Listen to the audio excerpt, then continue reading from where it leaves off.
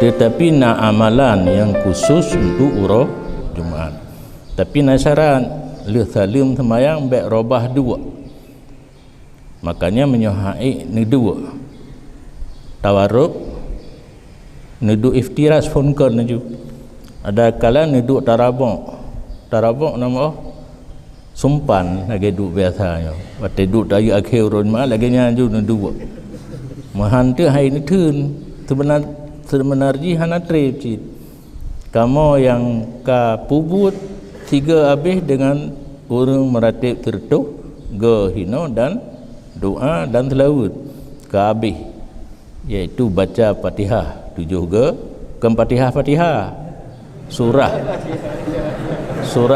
Al-Fatihah punya Fatihah saya agak lega.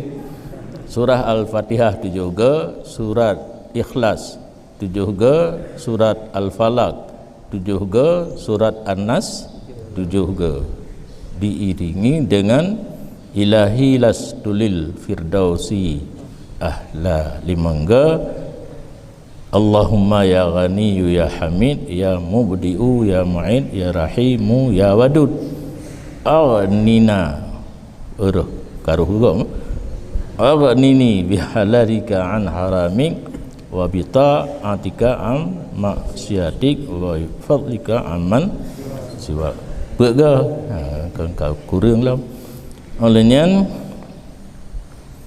subhanallahil azimi wa bihamdi tertuh ke nyan amalan khusus untuk urah Jumaat.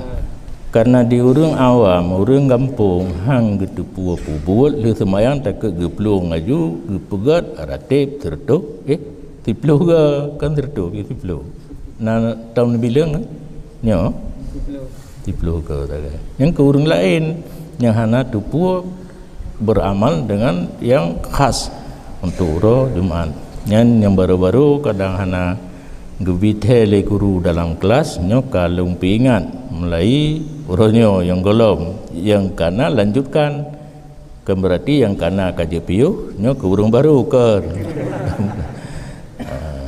nyan wirid khusus urah Jumaat.